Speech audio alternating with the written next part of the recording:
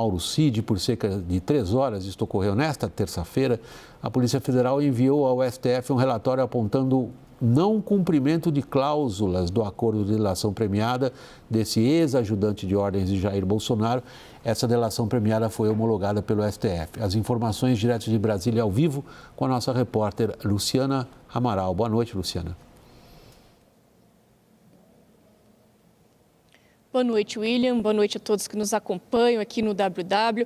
Em depoimento à Polícia Federal, Mauro Cid, ex-ajudante de ordens do presidente Jair Bolsonaro, negou saber qualquer plano para matar o atual presidente Lula, o vice-presidente Geraldo Alckmin, assim como o ministro do Supremo, Alexandre de Moraes. A Polícia Federal, então, enviou já um relatório ao STF e já aponta omissões e contradições nesse caso. E isso porque esse alegado desconhecimento por parte de Mauro Cid não condiz com os indícios colhidos até o momento por parte dos investigadores, inclusive em mensagens apagadas do celular do próprio Mauro Cid.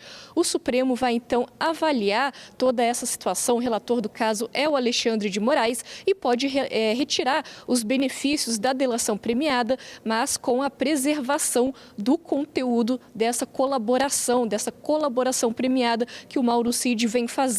Como você bem disse, William, 4 militares e 1 membro da Polícia Federal foram presos hoje numa operação da corporação contra uma organização criminosa responsável, então, por planejar os assassinatos do presidente Lula, do vice Geraldo Alckmin e também do ministro Alexandre de Moraes. Vamos ver mais detalhes na reportagem do Pedro Teixeira.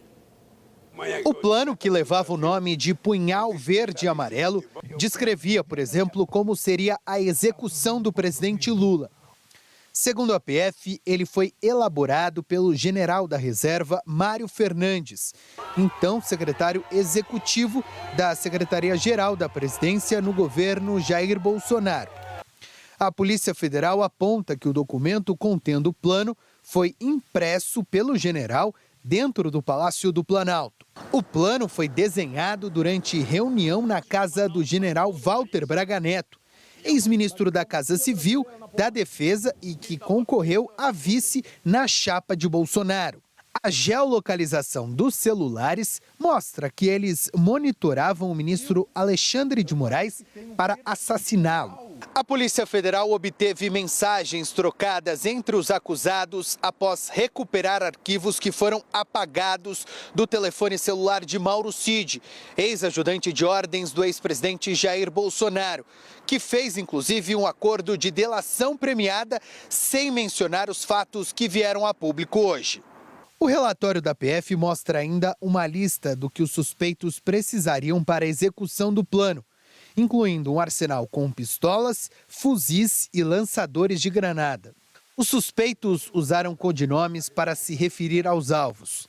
Jeca fazia alusão a Lula.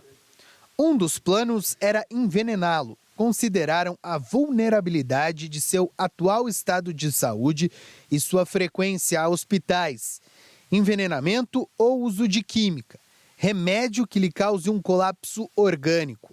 Alckmin era chamado de Joca.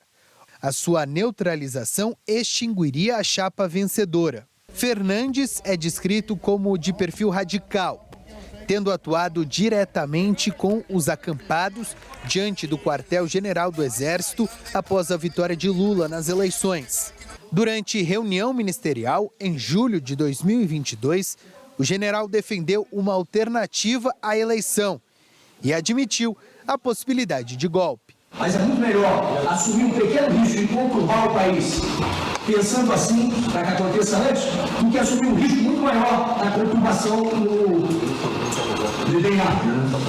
Quando a fotografia lá foi de quem a fraude determinada. Evidentemente, nós